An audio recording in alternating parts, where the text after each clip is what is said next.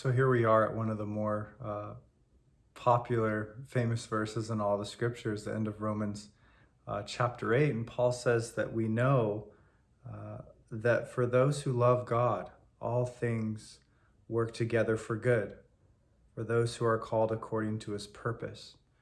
And that's a verse that often gets quoted, and it's just a beautiful verse. But what does it mean to be called according to God's purpose? Well, it means ultimately our glorification, because if you watch how Paul continues there, he says that for those whom he foreknew, he also predestined to be conformed into the image of his Son, in order that he might be the firstborn among many brothers. And those whom he predestined, he also called, and those whom he called, he also justified, and those whom he justified, he also glorified. And so I think the all things working together for the good of those who love God, to those who are called according to his purpose. There's two hints there on the ultimate good that God is working out through all things. I think the first good we have to consider is being called according to God's purpose. And the end of God's purpose, you see in this passage, is our glorification.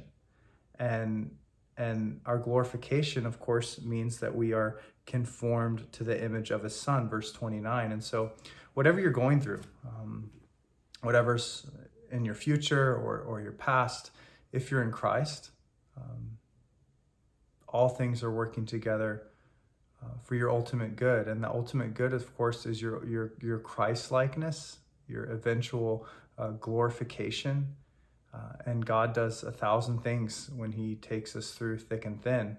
And it's important to keep in mind that the end of all that we experience, there's a lot of evils that we face. Evil is not good. But the good that God works in and through it, the ultimate good, the ultimate end, the much, much, much greater goods that God is bringing about, that according to his inscrutable wisdom, is our Christ-likeness.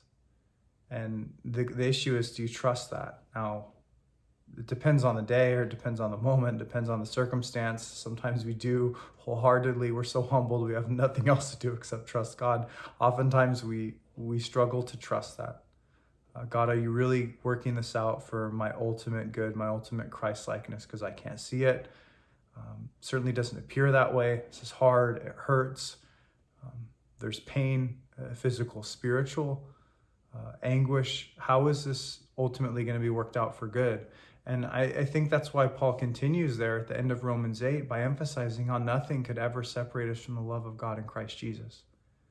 Nothing that we face, nothing about these all things that come our way will ever separate us from the love of God in Christ Jesus. And the reality of those all things is they will conform us into the image of the incarnate blessed Son of God, our ultimate Christ-likeness.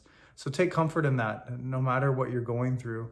It doesn't mean there's not space for lament and crying out like the psalmist, but there definitely is space to have that hope. And no matter what you see or what we feel, because our seeing and our feeling is very real. But as Luther said, the organ of faith isn't sight, it's the ear. It's not the eyes. It's the promises that come in our ear. So I want to encourage you to take courage, to take comfort, to take heart in those all things that you're currently experiencing or have or will. That the ultimate good that God is bringing about is your Christ-likeness. And that through those all things, that nothing will ever separate you from the love of God in Christ Jesus. Nothing. Life, death, things present, things future, nothing ever will separate you from the love of God in Christ Jesus. And in fact, it's the love of God in Christ Jesus, and that he's working really in and through you, through your spirit, to conform you into the image of his Son. Trust that by faith, you who are in Christ. Take comfort in those all things, through those all things. That ultimate Christ-likeness is the goal in God's timing, according to his wisdom and his plans. May he grant us patience as he works that out in our lives, the lives of us who believe. Be blessed.